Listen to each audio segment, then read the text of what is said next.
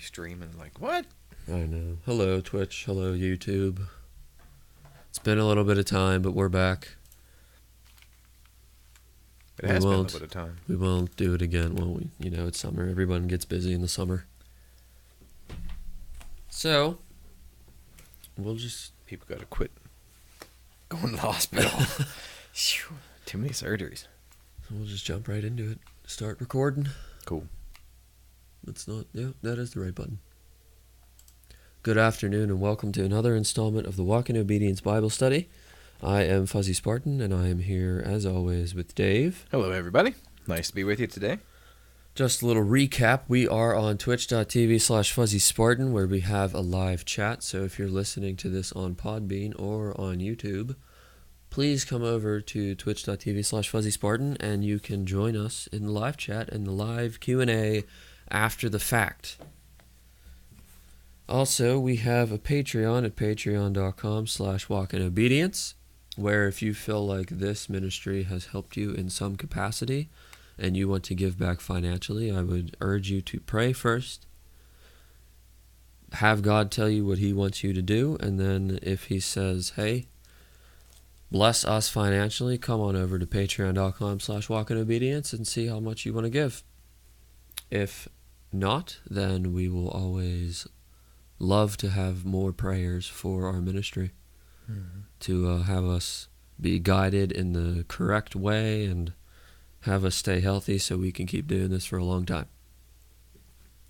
So, we will jump right into Genesis chapter 20, verse 1. That's where we are now, so if you have a Bible with you, please open it and read along. If you don't, and you're on YouTube or Twitch, we have our wonderful little, I don't know, what do you call these? Pictures. Yeah, pictures, screenshots. That Dave painstakingly goes through on Google Images to find the perfect That's right. ones. And we will definitely give Google Images the credit there.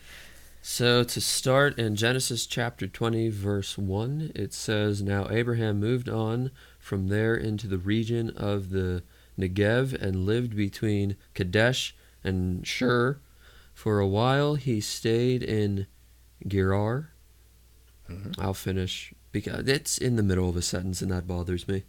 So I'll keep going. And there Abraham said of his wife Sarah, She is my sister. Then Abimelech, king of Gerar, sent for Sarah and took her. All right. So, again, this is kind of right after the whole destruction of Sodom and Gomorrah. And so now it's time for Abraham to pick up his group, his gathering. Yes, his city. Yeah, exactly. Pick up his city and start moving around again. And perhaps some of that is because of the great devastation that's happened fairly close to the area that he was in. But they're moving on, and as they move on, he comes across this king. And Abimelech can be either his name, or it could also be sort of kind of like the title, like Pharaoh. Like Caesar. And, yeah. Okay. Yeah. Caesar, Pharaoh. More today we think president. We know that's just the title and not quite that person's name. And sometimes that is the same thing that we see here in the Old Testament. So it could be just the title given to him, because we see Abimelech pop up quite a few times. Yes. Or it could also just be his name. But we know that he's king of Gerar, and he desires Sarah. Yes. And how old is Sarah? Pretty old. She is pretty old at this time, and I think that goes to show us just a little bit of, even though she is old, she's in her 80s, that she is still youthful by appearance and desirable. Yes. Even though she's considered old. I mean, they still live for another 80 or It's so. about middle-aged. Yeah. And so Abimelech desires her, and he wants to take her. And it's interesting what Abraham says about her. Abraham is, how are they related, Abraham and Sarah? They are husband and wife. They are husband and wife. And he lies. And it's sort of a half truth. When you go back and you trace their genealogies, it's like a half sister, a stepsister kind of thing going on there, and so it is sort of true that is his sister, but he's evading the reality of it. That it is his wife, and he's done this before out of fear that if I say this is my wife, and because of her beauty, the king's going to desire her, they're going to take me out. Yep. They're going to kill me. But if I'm just the brother, then they'll take her and do what they will, and my life will be spared. Moving on to verse 3.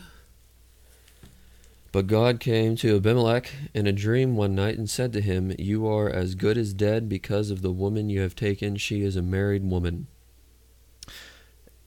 And this is interesting to me, that God intercedes personally with this king who is not of the Israelites.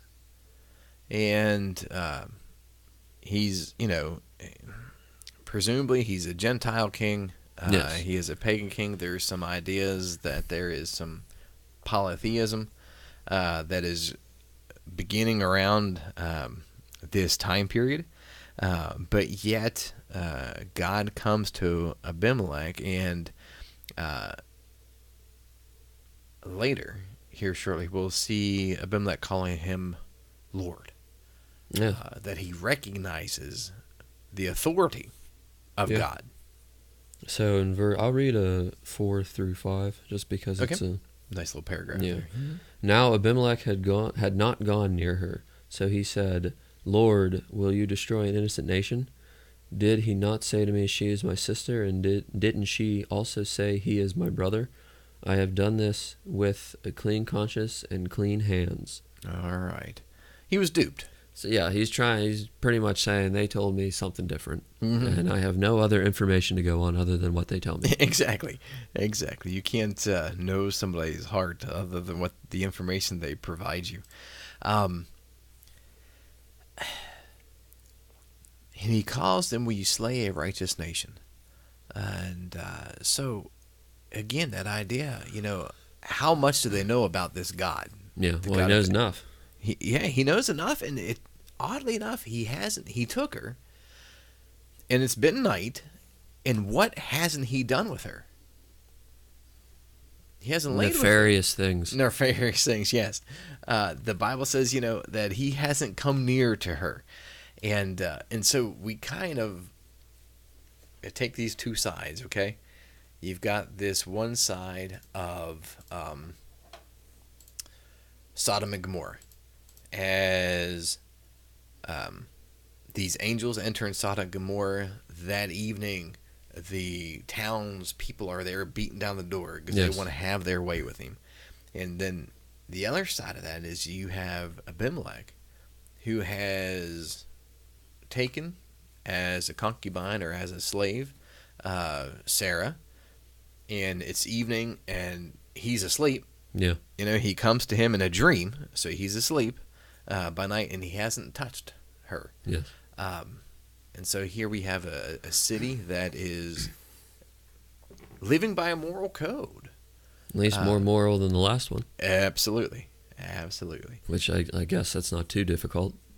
Well, when you compare Sodom and Gomorrah, it wouldn't be too difficult to have a little bit of a higher moral standard than they were. And so he's been lied. And so, he wouldn't have done this had he not been lied to, apparently, at least is what he says. And so he wants, hopefully, some grace given to him by God. Then in verse 6, then God said to him in the dream, "Yes, I know you did this with a clean conscience, and so I have kept you from sinning against me. That is why I did not let you touch her." All right. Well, I was about to say, because I actually didn't read ahead this one time, and I was going to say perhaps it was God stopping him from doing that, and it was. It was divine intervention. Yes. Yes, divine intervention, because God knows that Abimelech was duped, knows that he wouldn't have done this. So it's not just his trying to lie to God to get out of it. Yeah. God knows our hearts, Yeah. right?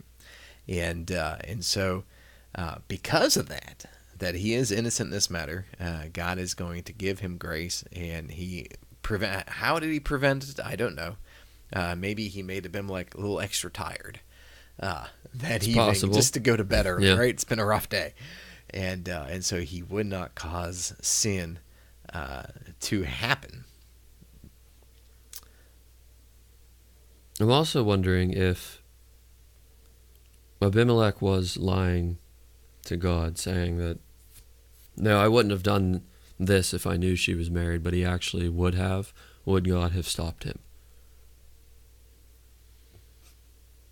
Would it have mattered either way? Yeah. Because because then we take out the equation of free will, that if Abimelech really wanted to sin, God allowing him to do that. But it definitely seems that here, from the information we are given, that Moses records for us, that Abimelech had some integrity, some Yes. morality, Yeah. that it wasn't his desire to commit these kind of atrocity sins. And so would Abimelech had killed Moses, or killed Abraham, if he said, "This is my wife"? I don't think so. no, I don't think he would have either. No.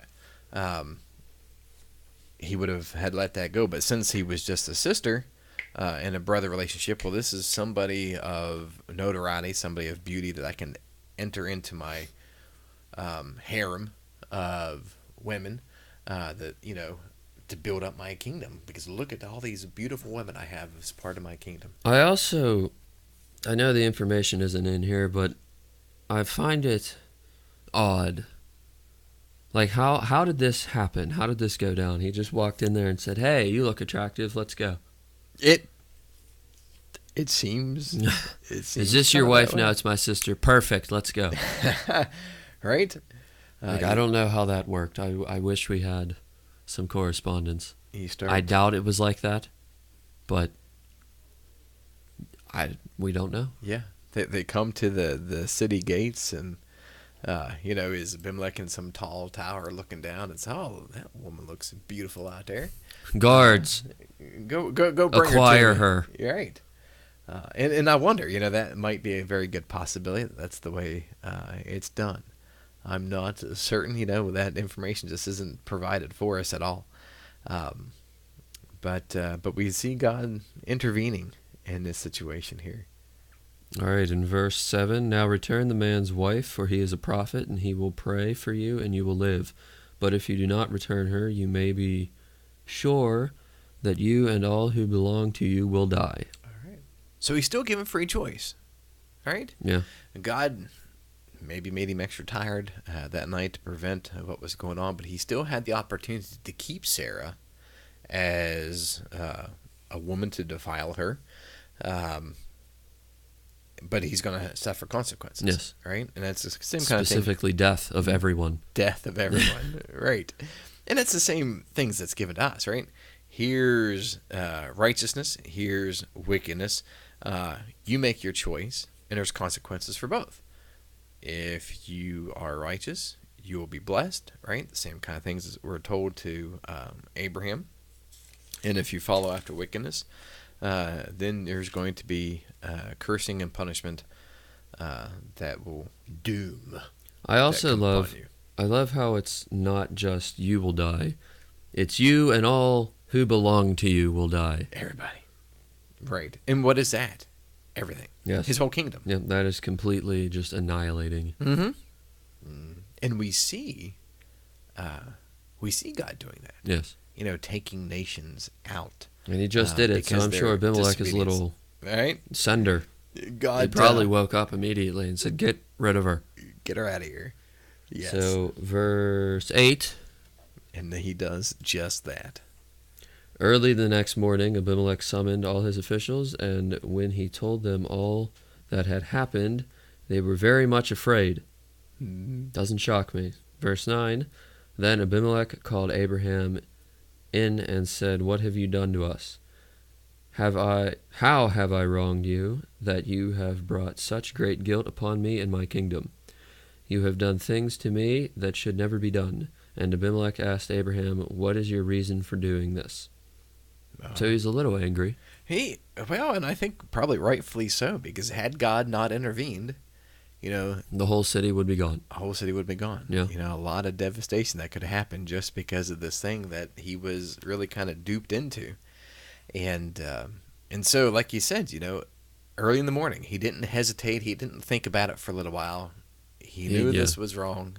All right, we're going to get this thing straightened up. Bring Abraham here, get Sarah back to him. And then, why?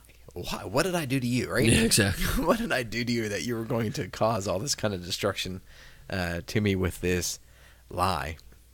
And Abraham answers him. And he does. And he gives excuses. Not that excuses are an allowance, but he does have a couple excuses for the reason. Verse 11, Abraham replied, "I said to myself, there is surely no fear of God in this place, and they will kill me, they will kill me because of my wife."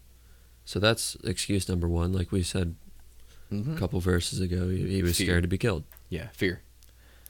Verse 12, besides, she really is my sister, the daughter of my father, though not of my mother, and she became my wife. So he's saying, I thought you were going to kill me. Also, I wasn't exactly lying. Right, exactly. I was stretching the truth. I was sort of kind of lying. Withholding, right? Withholding information. But, through there we see a couple really good applications, right? That we should not lie to try to get out of trouble. Yes. Right? Fear shouldn't cause us to not do things that we ought to do, and fear shouldn't cause us to do things that we shouldn't do. Perhaps the better way for Abraham may had been to try to talk with whoever had come to get Sarah and try to find out who these people are and their intent. And then he wouldn't have to fear whether or not these were God-fearing people. Yeah. He could have found that out. And maybe he could have been truthful. I mean, we look at here, and this is one of those situational ethics, kind of like we talked a little bit with Rahab. Yes. When she lied about sending out the two spies. Was it a lie? Yes, it still was a lie. Did it save the life of those people? It did. Was it wrong? Yes.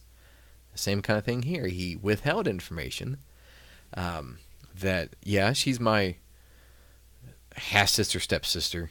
I always get confused in my mind of how those things work out. But, I mean, he explains it right there. I guess that would be half-sister. She is my half-sister, even though she is my wife, right? But I'm still withholding that information. Maybe he could have been truthful about that. Very pertinent information in this situation. Moving on to verse 13. And when God had me wander from my father's household, I said to her, this is how you can show your love to me. Everywhere we go, say of me, he is my brother. The plotting of lies. Yeah. Right? It seems like to me he kind of knew that he did something wrong. Mm-hmm. So he's kind of doing the, even though I've never seen the movie, the Blues Brothers excuses. The Blues Brothers excuses. It was the one scene, I've never seen the movie, but everybody at work loves this one scene when I guess his wife or girlfriend was trying to figure out why he was late, and he gave all these lists of locusts, and he had to get his suit tailored, and that's everything under the sun, huh? Yes, it was every excuse you could possibly think of. Gotcha. But yeah, I mean, he tries to make all kind of excuses. And then they plotted these things out ahead of time. Was it right? I don't think so. But through this, I mean, you still see God protecting Abraham, and I struggle with the idea that at least through chapter 20, I don't see God having Abraham to have to repent Yeah. for this half truth that he provides to Abimelech, and I find that interesting. Even though it was a lie, why didn't God say, "Hey, Abraham, this wasn't right for you to do. Shouldn't you repent?" Is it possible for that it? it's just not written? It's possible. Um, It'd be you weird that know, it isn't, but yeah. I mean, the things that we see David do, kind of the big difference between David and Saul. Saul was, he made excuses and wouldn't take ownership of his faults. David took ownership of his faults and repented of them, and that's why, David is called a man after God's own heart. And so maybe Abraham, when he got caught out on the carpet of it, maybe he did, and it's just not recorded for us because it wasn't that important with this story, yeah. perhaps. Verse 14. Then Abimelech brought sheep and cattle and male and female slaves and gave them to Abraham, and he returned Sarah his wife to him. And Abimelech said, "My land is before you, live wherever you like." That's verse 14 and 15. All right. So even though it was Abraham that was sort of the trickster in this story, Abimelech still honors Abraham. Even though he's upset with him, he still honors Abraham because of his relationship with God. Yeah. And God calls him a prophet, and Abimelech honors him through giving him of gifts, because Abraham is somebody of notoriety, and Abimelech recognizes that now. So here's, these animals, take them, and wherever you want to be in my land, go right ahead. I'm sure he was thinking preferably very far away from me. I would hope so. Yes. But he was welcome to be anywhere. Right, verse 16. To Sarah he said, "I am giving your brother 1,000 shekels of silver. This is to cover the offense against you before all who are with you. You are completely vindicated." All right. Vindicated from what? Being stolen. Being stolen. That's right. Paying back, right? I took you as a slave. I took you as a concubine. I'm giving this money Even to your though brother. it's kind of your fault. Right? Right? It is. But, It's a bit of a whoopsie. Please forgive me for what I was planning to do and to keep you. Go about your way. And so that wasn't a cheap thing. No. At all. That Abimelech gave up on, all these animals and these 1,000 pieces of silver, maybe 1,000 shekels of silver, which would be 1,000, a lot of money. Yes. That he gave up to Abraham and Sarah. What I find interesting is the New King James Version that we have up. Mm-hmm. Here says, Then to Sarah he said, "Behold, I have given your brother 1,000 pieces of silver. Indeed, this vindicates you before all who are with you and before everybody." Thus she was rebuked. Rebuked. She was rebuked for Lying. lying. Yes. So I like that the New King James Version, how it shows, even though he was giving the money back because he feels like he made a mistake, it was still a rebuke toward her. Mm-hmm. Because she also made a mistake, and 2 rights don't make a wrong. Yeah. But 3 rights make a left. Yeah. He was settling the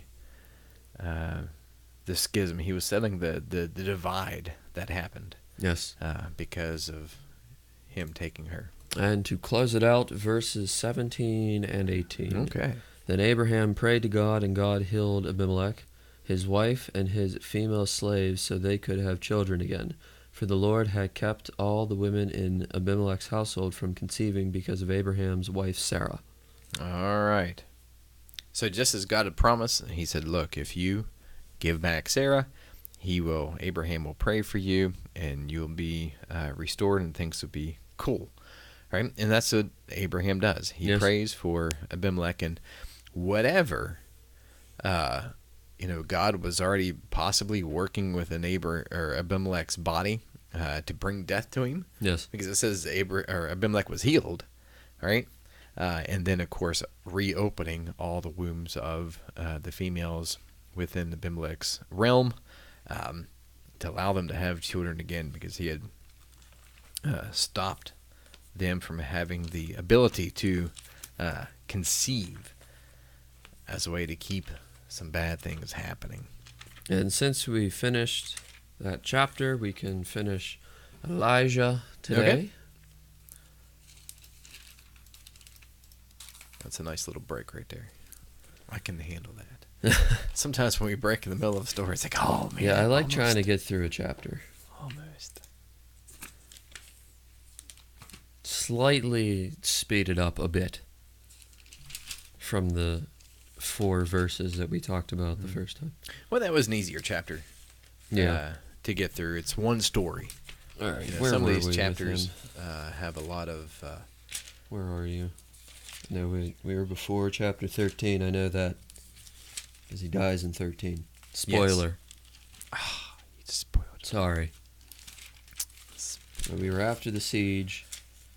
Siege was lifted. Okay, here we go. All right, I'm back. All right, so last time when we talked about Elijah, we were talking about the siege, and then they got all the food, and they felt better. Mm-hmm.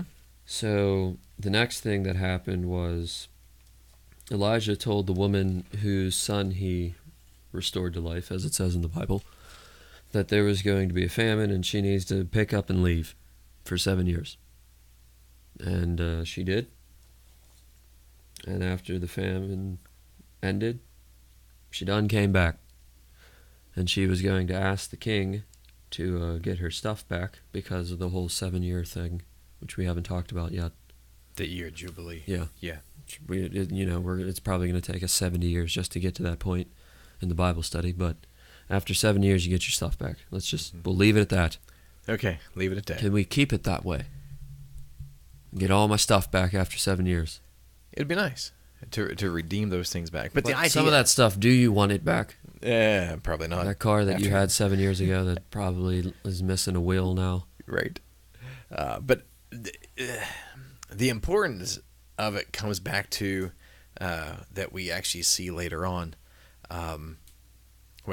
Later on in the Bible study, earlier than this, is the tribes. Yes. To keep all the tribes together, because whenever you had moved away or sold property because of debt, that land belonged to your ancestors, and you needed to keep your ancestry tribes alive in their areas, because it was so important for the Jew to know their heritage, to know where they were allowed to serve. Certain tribes had certain responsibilities that they were to do, especially the tribe of Levi, the priestly tribe. But and so then after 7 years, you could come back and redeem that land, which is a perfect type and shadow picture, if you will, for what Christ does for us. Yeah. That we are, because of sin, separated from God, but yet because of Christ's blood, we are redeemed back to Him because of what He has done. So, our good friend Gehazi is still alive and kicking. Yes. Which is weird. If he's a leper, why would he be talking to the king?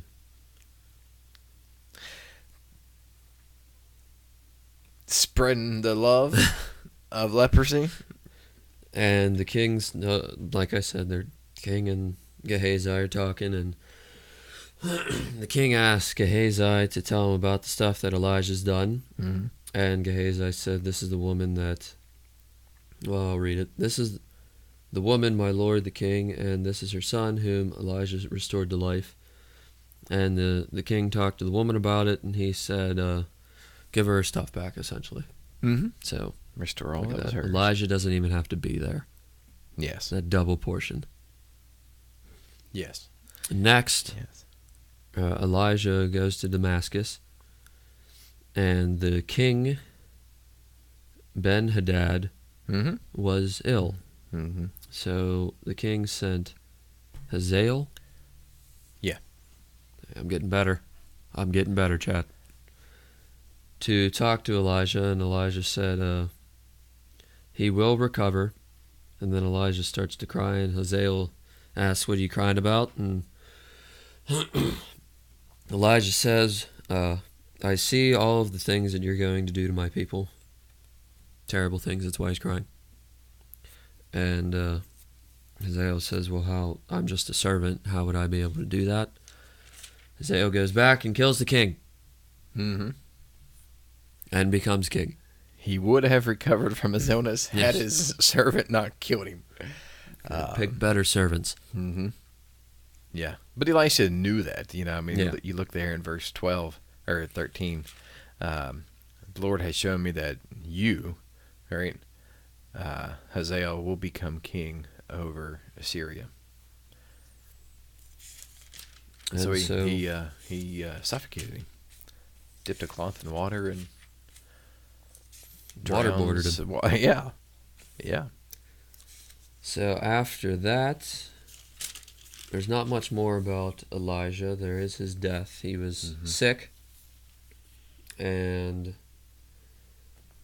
I guess it says he had been suffering from the illness, so I'm assuming he was sick for a significant amount of time. Sometime, yeah. And we're not told what the illness is or how long either. And Jehoash, king of Israel, went down to talk to him, and Elijah said, get a bow and some arrows, and he did. He said, take the bow in your hands, and he said, open the east window and shoot. Except he yelled, shoot. And so he shot the arrow, and Elijah said, the Lord's arrow of victory, the arrow of victory over Aram. And Elijah declared, you will completely destroy the Arameans at Aphek. Okay. Yep. And so Elijah then told the king to take the arrows and strike the ground, and he struck the ground 3 times, and Elijah said, you should have struck the ground 5 or 6 times, then you would have defeated Aram and completely destroyed it, but now you will defeat it only 3 times, and then he died. But he's not done yet. He's not done yet. Moabite raiders. And this is some time after that event. Okay. It says, it's the next sentence, but Yeah. you'll see that it was an amount of time later. I'll just read the paragraph. Now, Moabite raiders used to enter the country every spring. Once, while some Israelites were burying a man, suddenly they saw a band of raiders, so they threw the man's body into Elijah's tomb. When the body touched Elijah's bones, as we said sometime later, the man came to life and stood up on his feet. So Elijah wasn't done yet. Now he is. Now he is. And that's the last we hear of him. And I don't know why that. Is this part of the double portion? I would assume that he required that even after his death, he was still able to perform the miraculous. I don't know, but it's just interesting that there was so much, I guess, right? So much power endowed within Elisha that even after he's dead and gone, and his apparently his flesh has even rotted away.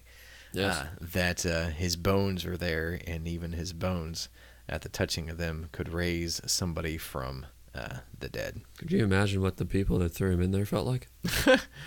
Quick, close it. Close it. Let's get out of here. This isn't normal. Nope, not normal at all. Just even the presence of his body, there was a miraculous. And there's less and less. We backtracked just a little bit, and at the beginning of Elisha's prophetical timeline, I guess, it's one thing after another that Elisha's doing these great miracles. And as he gets older, and I don't know if it's because of his age or because of his illness, or he's doing things, and the writer of the Book of Kings just begins to limit the things that he's doing and focuses more on the kings rather than the prophet. And there's just less and less about him. We back up a few chapters, and he anoints a king but not a whole lot going on until his death, and then this supernatural event here of raising a man that's just thrown in really kind of on top of his body. All right, so that's where we're going to end it today with the recording and the Bible study. We're going to pick up with Job next week, which I'm going to need help with because it don't make no sense to me. Oh, it's good. Whilst reading it. Job's like I get what's being said, mm-hmm. but it's like you could just cut and dry do Job in about 5 minutes. Yeah. If you don't get in depth with it. Yeah. Yeah, so that's what I'm going to need help with. Because it's this cyclic process that goes on between, everybody's giving their own little speeches at different times. And through it, you know, and I know we'll talk about it more next week, but you see a lot of Job's heart.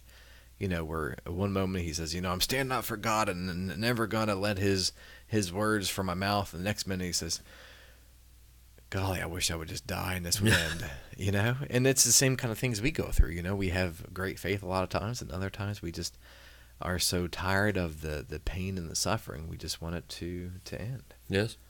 So that's what we'll talk about next week. We're going to do the Q&A right after the recording, so if anyone has any questions, please put them into Twitch chat, and we will answer them to the best of our ability. It doesn't matter what the question is. It doesn't have to be biblical. It can be whatever you want it to be. We will try to answer it.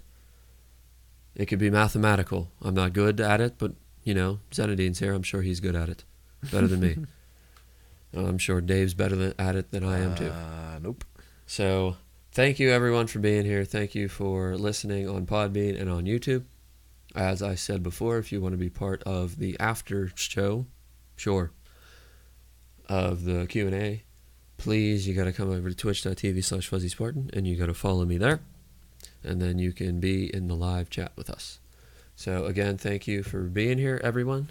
Thank you, Dave. Hey, thank you guys for being here. And as always, God bless. And I'll see you.